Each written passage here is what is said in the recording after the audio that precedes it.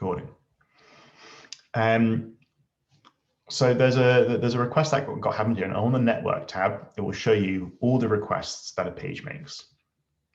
And modern day applications make like a ton of requests. When you load up a page, you can see, and it just 54 requests and counting at the bottom here, and there'll be more as you scroll. Things happen because of the scroll. More things load, and more requests get sent. And so you can just see here at the bottom of the page, and now 87 requests having been made, and it just goes up and up and up. And you can see most of these are just JPEGs, so requests for images. There's a few more scripts in here. There's a few different kinds of requests. The original request was here. And you can see, we'll go back to our simple website in a second. But you can see that we made a request to this URL, and we had a request method, and we got that as status code. Yay, 200, everything was fine. Let's go back to our website. So in the same way, we can see we made a request. This was the URL, and this was the request method, a get request. So I go to the home page, and immediately I see content on the page, and I can see the response. The response is that comes back from my request is this HTML. This is what my server sent back to me. There's a mix here in the general part of both the request and the response, because we don't actually get this back until the response. So the general is both.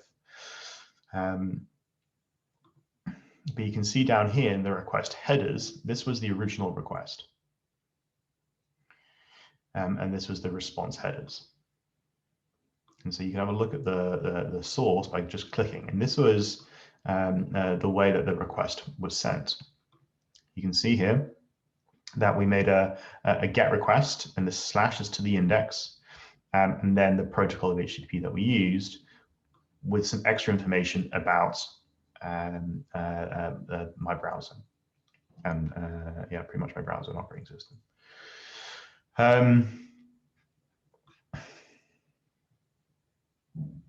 Although I'm not actually on an Intel Mac, I'm on an M1 Mac. But anyway,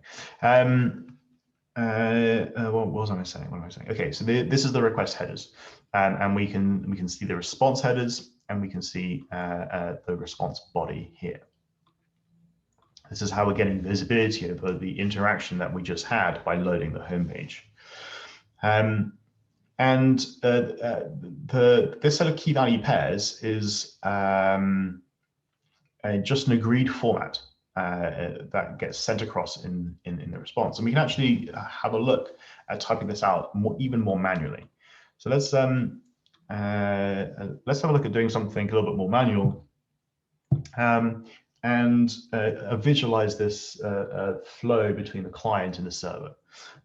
So let's just have a quick look at that diagram in a second. So again, we are thinking about the relationship between a client making requests, and in this case, our browser, and a server responding, listening to requests and responding. And these three parts here, body, status, and headers, are important parts of the response.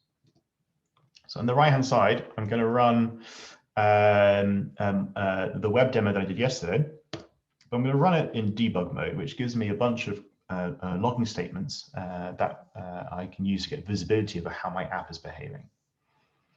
There's a bunch of things here that can tell me what's actually happening. Some things are happening at least when I run that app.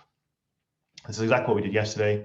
You can see it's going through a bunch of setup, setting views to that folder that I told it to, so we can actually have a look at it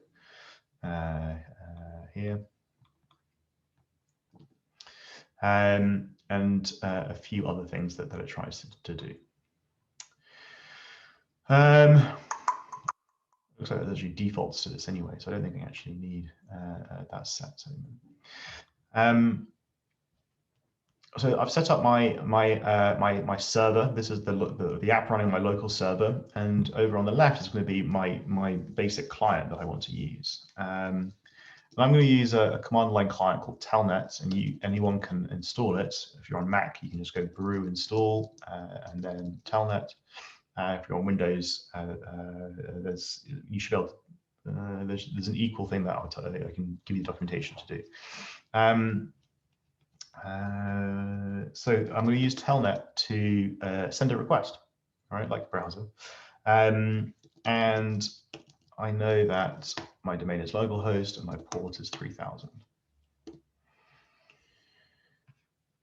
So it says I'm connected to localhost, and I can actually make a request, and I have to type this out manually. So this is making sure I execute the request, a good request. And if we know back to here, I need to write out my request like this. This is how I send a request. So get is the method I want to use. Where am I sending a request to? The index. And what is the version of HTTP that I'm using? Just HTTP. What does it say? 1.1, like this. And then I have to put in a new line. So I go one more, enter, boom. And I get all of the text from my server. And then it closes the connection. Using a version 1.1, I actually keep the connection alive for all of 5 seconds, and then the connection closes. But it's just text. So I send that request like this, just this one line, and I have to get it correct like this, as the request, the HTTP method, the URL, and then the version of HTTP that I'm using. If I send it correctly, again, it's just text that we're sending across, but in an agreed format, I get back all this lovely, lovely stuff. If we go back to here to have a look, the 3 things I really want is the body, the status, and the headers. Not necessarily in that order, because I have a look here. I can see that this is the body. That comes back as text. My browser can render this text. So the browser is a much more sophisticated client. It takes the body and then shows it on the page and renders it in HTML. There's a status here, which is up here. And a bunch of headers. Headers are, again, as you see, the key value pairs, keys on the left and values on the right. And each header is separated with a new line character. They're on different lines. So I could probably, if I could manage to type this out in 5 seconds, I'm going to copy it. If I do it again and issue a request, if I can send it again within 5 seconds, is it going to wait? It's just waiting. And send it again. I could probably keep sending requests because every time it keeps the connection open for about 5 seconds. If I wait longer than 5 seconds, it will close the connection. On the right-hand side is where you can see that it is responding to the request. It does something like it sees that it's a GET request at the index, and then goes through and looks up the right page, and then renders it and then sends it back to my client on the left. So as an interaction between a client on the left and a server on the right, we can sort of have a look at how these requests and responses underneath are actually happening. Now, if I don't get it quite right, and I say something like, I don't know, get, for example, a URL that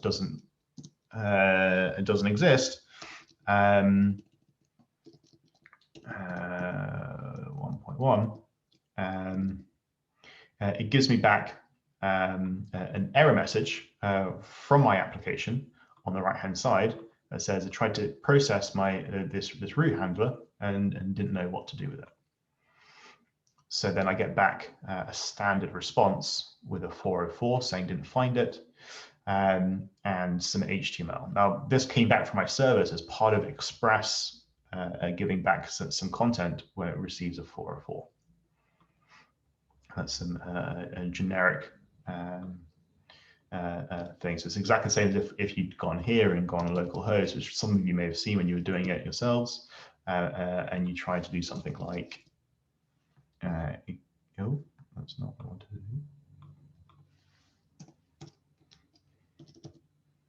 This is what the Express is telling you. So this is a response back from the server, but this means it's gone to the server. If I don't even get there,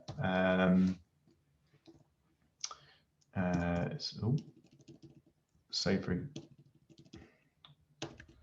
example, I mistyped it. Oh, that was fun.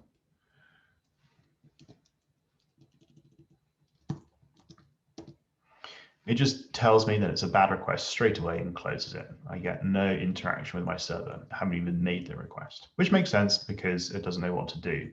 So there's clearly a stage here that it has to make a valid request, has to understand a valid request before it hits the server. There's nothing here that indicates my server has listened to that because I haven't actually sent it. It just said bad request, closed. There we go. Okay, so now I don't expect you all to be using Telnet to have a look. I think this kind of interaction is fun. Just get a local server up and running, install Telnet and play around with it yourself and see how you can write out a request. But use your browser and the console to get visibility mostly. You can probably install another command line client called, I think it's called HTTP, and you can use it using HTTP like this. And let's have a look at doing it like that. Cool. So this is a slightly more colorful version of it, where I'm using another command line client called HTTP to send a request. This is a GET request. And I get back some information about the response. I don't see the request. That's sort of part of what I just typed in here. But I see the response as a bunch of nicely colored status up the top, some headers, and then the response body.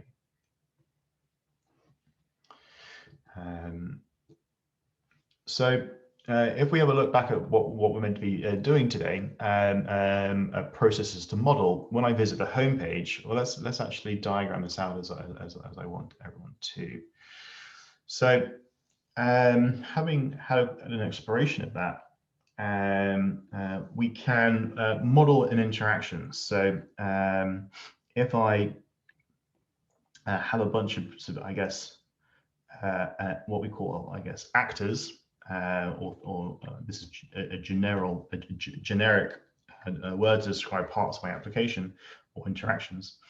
A user can interact with a browser, and I guess we can call this actually a specific kind of client. And my browser is going to interact with, send a request to, I guess we can call this part here the server, and specifically the controller. So let's start off with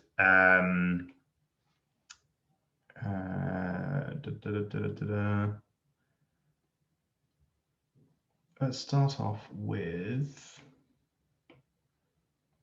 interacting by navigating. So let's say navigating to the index. So what then happens? Well, when I navigate to the index, and I type into my browser the index, what does my browser then do? My browser then sends a request to my app. And here we can say specifically it's going to be a GET request. And it goes to the index, and it goes via HTTP 1.1.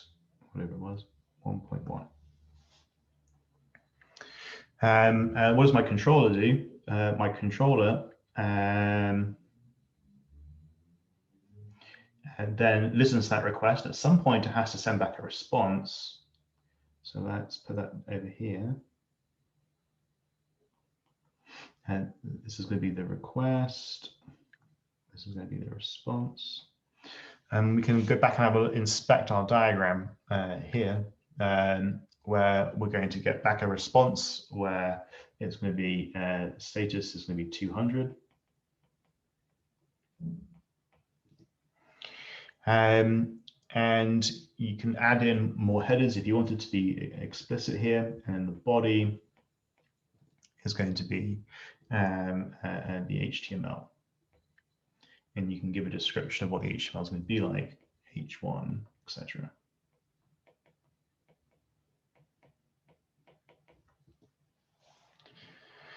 So what does my controller do in order to get there? Well, so far we know that we need the views. So in that request, let's look up here, it gets information from pages index.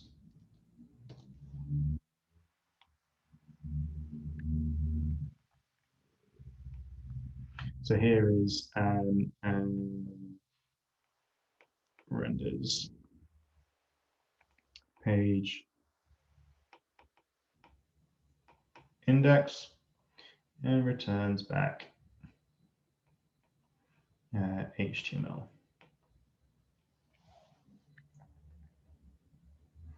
So then back on this side, we get over here and we get some lovely HTML in the browser. Optional lovely. So this is a way that we can model the process of a simple interaction at the home page from the different actors involved. The user navigating to the home page, the browser making the request to our application, the controller interpreting the response or the request, taking information from the views, and then sending the response back to the browser, and the user can then see the HTML.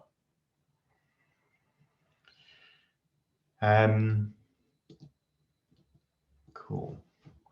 So this would be something that I would expect to see for a process model for this interaction visiting the homepage. And you can sort of annotate this diagram as much as you want with more information about each individual stage of this. And this is typically how you'll see a process model with different actors across the top and then the interactions or method calls or messages being passed from different actors in the arrows, left to right and right to left. Where is this? Cool. So we used a couple different tools. We used the Chrome DevTools to inspect actually what's happening in the browser, right-clicking and looking at the network tab, looking at the request headers at the bottom here, toggling the view source, view passed.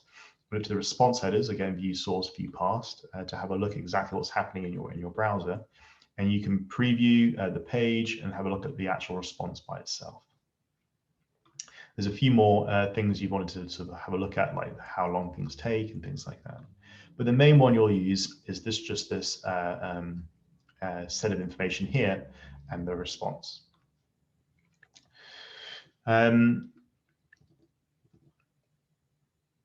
There are a few more interactions I want you to model. So when you visit the home page, what happens if you mistype the home page?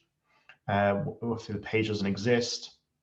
When you click on one of the links over here, what does that interaction look like? And then when you submit those two forms, nothing's going to happen, but I want you to have a look at the data that gets embedded when you use a GET request and when you use a POST request. So this form executes a GET request, this form executes a POST request, and I want you to find out where that data is. And there's more information here about example requests and responses. Cool. So that's what I want you to do. A pair up diagram using a process model. These are different interactions, and then we'll regroup. How does that sound? Any questions before you all split up? I had 3 general questions, but I assume I'll ask them after the pairing. Cool. Anything that's relevant beforehand for anyone?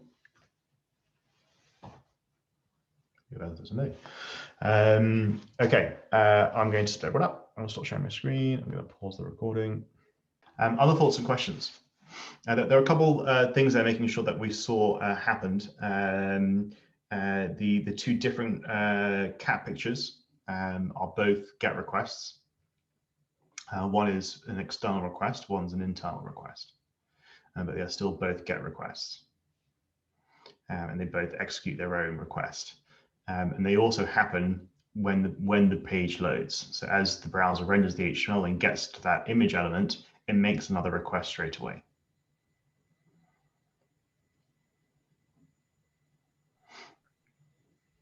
Does that make sense?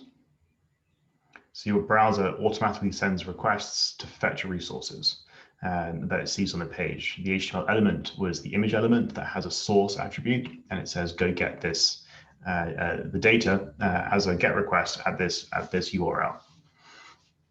One was an external request, and the one was an internal request, but they're still both GET requests. And then the second thing to point out was making sure that you understood the difference between a GET and a POST request, where the GET request adds the sort of form data as query parameters, so it appends it to the URL, whereas the POST request sends it as form data within the request body.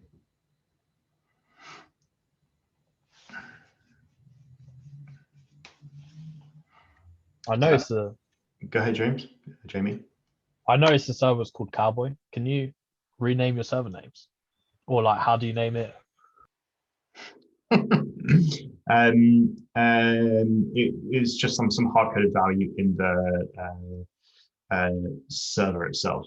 So within Express, so you can go have a look. But yeah, you can choose if you want to get down there. Like people choose names for things. Like Express has its own name, Express, things like that. Also, earlier when you were doing the demo, you in the terminal there was a dispatching GET, and it was telling us how long it was taking to like 2 or 3 seconds. Is there a way to speed it up?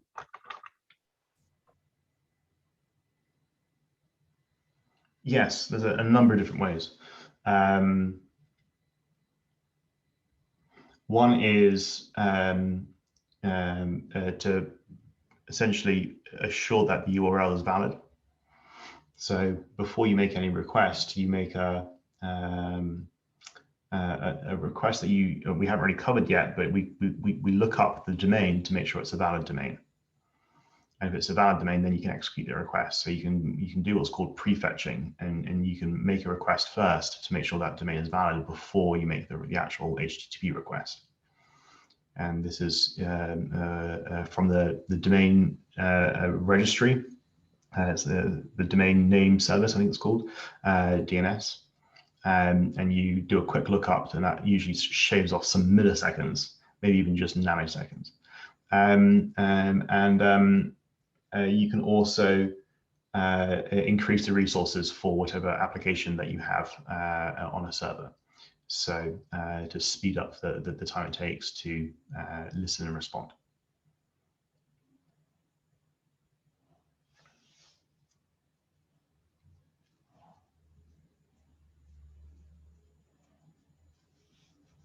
Also, when you were inspecting the page, you had there was like a key pair value that said upgrade insecure request. What is that? By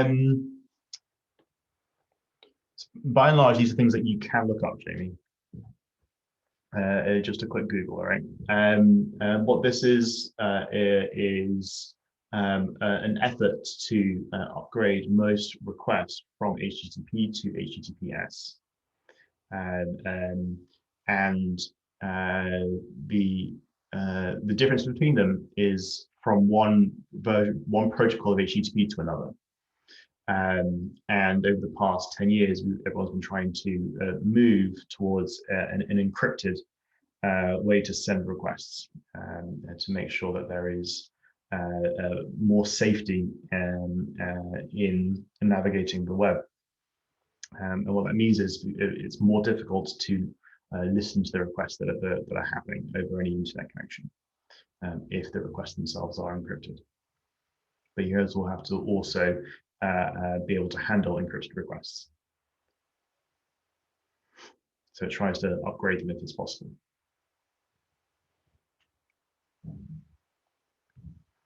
If you're running a local server, it's not encrypted. So it's just running an HTTP. So you don't need a secure connection when you're running a local server. The only one listening to your traffic is yourself.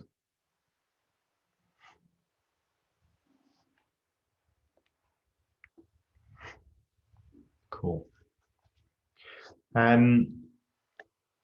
Other thoughts and questions?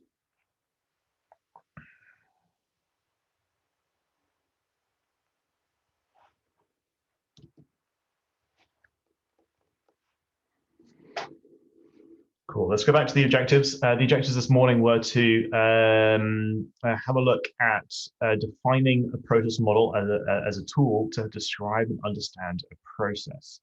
So how confident do you feel that you are able to describe process modeling as a tool to do that? Give me a quick thumbs up. Thumbs up is like, yeah, I can talk about what process modeling is. This is kind of. This is like, no, what is it? Okay, a number of thumbs up. And then the second one is to use it to help understand your sort of mental model of what a request and response is.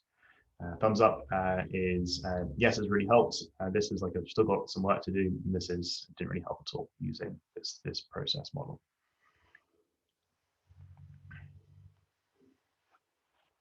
Cool. So definitely deploy these process models as much as you can to sort of like clarify your thinking and your picture of what is happening when you send requests and responses, and just diagram it out and use this as a template to help. And the more you do it, the easier it becomes. And I think that's pretty much it for this morning. What is happening the rest of the day? The rest of the day is going to be, well, yourselves first this morning, and I'll have a process observation with Jamie and Anthony in a short while. And then we'll gather back together at 1 o'clock. 1 o'clock, Sam's going to come talk to you about rewarding one-to-ones with your manager. Excuse me. So make sure you're here at 1 p.m. To listen to Sam and have that conversation start. And then we'll gather together at 2 and 2:20. Anything for me? Can I just going back to the process that we were just doing? Is this used as a debugging tool, or is this used like you should be doing this initially before you set up your Express app or whatever? Yeah, good. Really interesting question. So this was primarily used as a way, so if you ever like get lack of clarity over what interactions are happening, sit down and model it, and use it as a tool to get visibility. Just focus your thinking about making sure you see all the interactions that are happening, and you can visualize it and you can add data with the right data. It can help clarify what your domain model is going to look like, and any user interactions. So use it side by side with, from a user's point of view, like the interactions like we did previously. So you can use it side by side. Does that help? Yeah, good question. Cool. All right, let's wrap up there. Thanks, folks, and see you at 1 p.m. All right.